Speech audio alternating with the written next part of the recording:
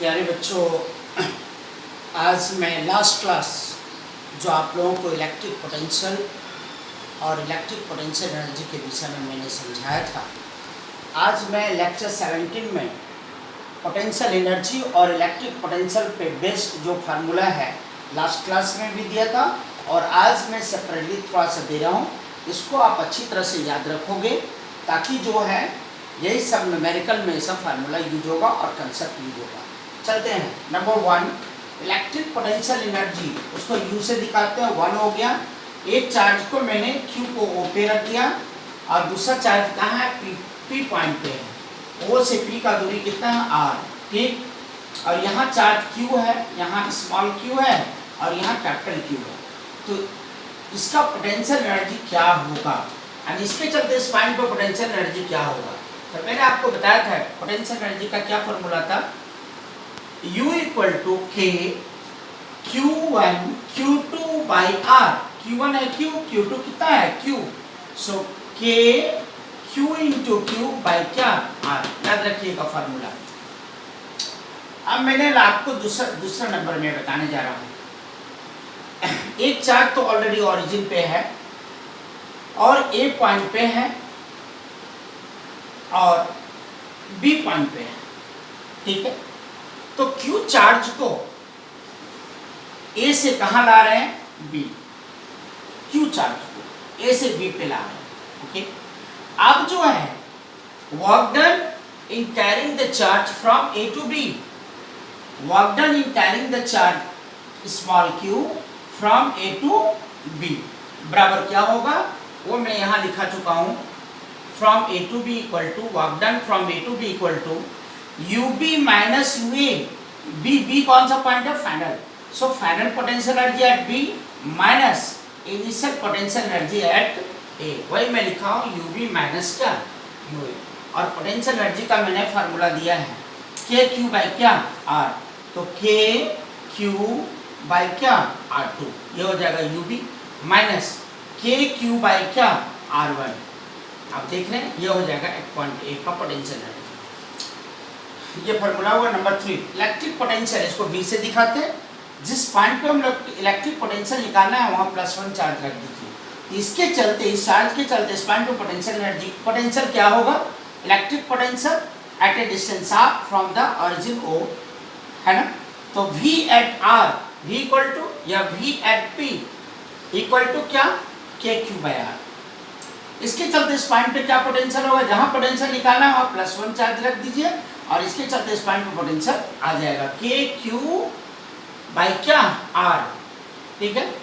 क्योंकि दूसरा चार्ज 1 है तो KQ इंटू Q, तो Q की जगह कितना हो जाएगा? 1। तो KQ into 1 Q, KQ by R। यही आ गया फॉर्मूला। अब चलते हैं नंबर 4। आपको पोटेंशियल निकालना है in carrying the unit positive charge from the point A to B। ठीक है। तो VB माइनस VA, +1 चार्ज को A से B लाना है तो फाइनल पोटेंशियल माइनस क्या? Initial potential. तो बताइए B पॉइंट पे पोटेंशियल क्या होगा? KQ बाई क्या? KQ बाई R होता है तो KQ बाई क्या होगा? R2। तो B का पोटेंशियल आ गया माइनस A पर क्या पोटेंशियल होगा? तो KQ बाई क्या? R1। ये आ गया। KQ कॉमन ले लीजिए, ये फॉर्मूला आ गया। This is the VB minus क्या? VA। ठीक है। इस तरह से आप समझ गए। अब चलते हैं relation between U and V। So you see VB minus VA, मैं लास्ट क्लास आपको बता चुका हूँ। VB माइनस VA यानी A से B लाना है, इसलिए final potential minus initial potential work done in carrying the charge Q from A to B। So WAB by Q ये आ गया। और WAB का वैल्यू मैं आपको पहले भी बता चुका हूँ, आप यहाँ देख सकते हो कितना है formula? KQ 1 by R2 minus क्या? 1 बाई R1। आप KQ कॉमन ले सकते हो यहाँ, वही मैंने ले लिया है KQ into Q 1 by R2 minus क्या? 1 by R1। So this is WAB। अब बाई क्या होगा? Q। तो VB माइनस V आ जाएगा। QQ क्या हो जाएगा? कैंसिल। ठीक है। ये QQ तो क्या हो गया? Work done. So work done बराबर KQ यानी potential difference between the points A and B, यही हो जाएगा VB minus VA equal to क्या? KQ 1/R2 माइनस क्या 1/R1, याद रखिएगा। तो वर्क डन बराबर क्या फॉर्मूला आ गया, work done equal to charge into potential, you see here. So मैंने एक जनरल फार्मूला दिया, वर्क डन बराबर चार्ज इनटू क्या पोटेंशियल, एंड W बराबर क्या Q इनटू V। अब चलते हैं हम लोग electric potential at a point due to a group of charges. देखिए अभी मैं जो भी चार्ज की बात करता था उसमें एक चार्ज लेते थे, किसी पॉइंट पर पोटेंशियल निकालते थे, लेकिन ग्रुप ऑफ चार्जेस के चलते इलेक्ट्रिक पोटेंशियल क्या होगा, इसका मतलब बहुत सारा चार्जेस मेरे पास है और उसका पॉइंट P पे इलेक्ट्रिक पोटेंशियल निकालना है। तो चलते हैं, देखिए ग्रुप ऑफ चार्जेस है, P पॉइंट पे बहुत सारे चार्जेस हैं, Q1 Q2 Q3 सबका, और सभी चार्जेस के चलते P पॉइंट पे पोटेंशियल निकालना है। तो मैंने कहा था जहाँ पोटेंशियल निकालना है वहाँ कौन सा चार्ज रख देंगे, +1, है ना। तो क्या आ जाएगा V एट P, तो क्या हो जाएगा V1 + V2 + V3, ओके, है ना। तो Q KQ बाई क्या R होता है फार्मूला, तो इसके चलते इस पॉइंट पे पोटेंशियल KQ1/R1 प्लस इसके चलते इस पॉइंट पे KQ/R2, इसके चलते इस पॉइंट पे KQ/R3। यदि n चार्जेज है तो KQ बाई क्या Rn डॉट डॉट डॉट ये आ जाएगा, यानी ये बहुत सारे ग्रुप ऑफ चार्जेज है, तो उस चार्ज के चलते P पॉइंट पे पोटेंशियल आ जाएगा। कुछ मैं इंपॉर्टेंट बातें आपको ध्यान में डालना चाह रहा था, वही मैं आपको डाला हूँ इसमें। Electric potential and electric potential energy are scalar quantity, याद रखिएगा। इलेक्ट्रिक फील्ड इंटेंसिटीज और Coulomb force, these are the vector quantities, लेकिन ये दोनों इलेक्ट्रिक पोटेंशियल एनर्जी ये स्केलर है और इसको अलजेब्रा की तरह ऐड करते हैं। तो ये मैं आपको एक डाल दिया हूँ, इसको ध्यान में रखना है। ऐसा यूनिट ऑफ इलेक्ट्रिक पोटेंशियल क्या होता है, या तो वोल्ट्स होगा, ठीक है, वोल्ट्स हो गया इलेक्ट्रिक पोटेंशियल का फॉर्मूला, और ऐसा unit of electric potential energy क्या होगा, जूल, J4 जूल हो गया, ये सब ध्यान में रखना है।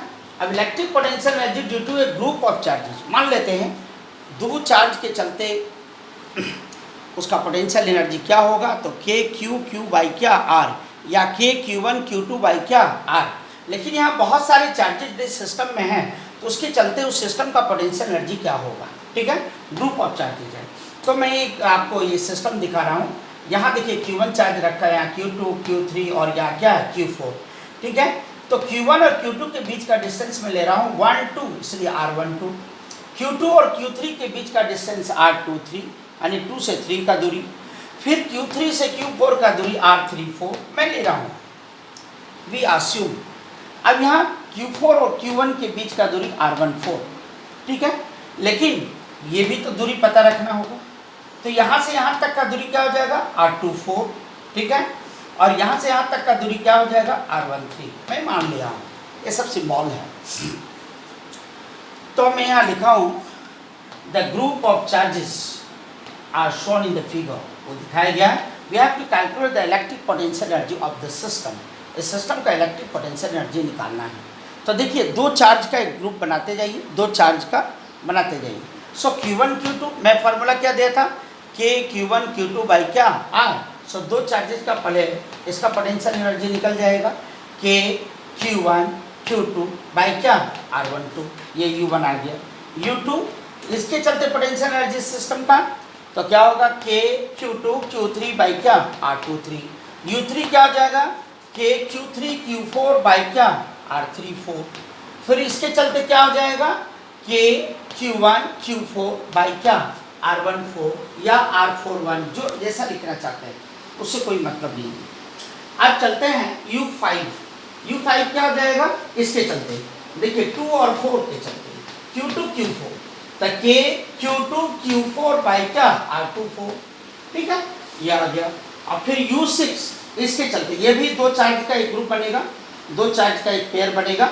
अब इसके चलते ये पोटेंशियल एनर्जी होगा सिस्टम का, तो क्या होगा U6 KQ1 Q3 बाई क्या R13 आ गया।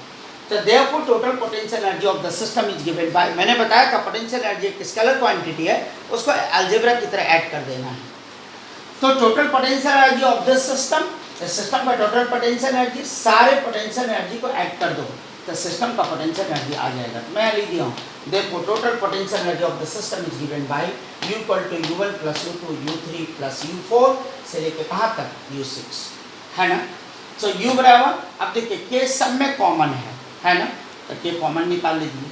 फर्स्ट के लिए क्या था Q1 Q2 बाई R12, फिर दूसरे के लिए क्या था Q2 Q3 by R23 plus Q3 Q4 by R34। इस तरह से लास्ट क्या है Q1 Q3 बाई क्या R13। सारे पोटेंशियल एनर्जी को आप ऐड कर दीजिए and you will get a formula. इस तरह से निकाल सकते हैं। एक छोटा सा क्वेश्चन मैं डाला हूँ, ये एक्चुअली आईआईटी में पूछा हुआ क्वेश्चन है, बहुत छोटा है लेकिन वेरी कंसेप्चुअल क्वेश्चन है। क्या है, इफ अ स्मॉल मेटेलिक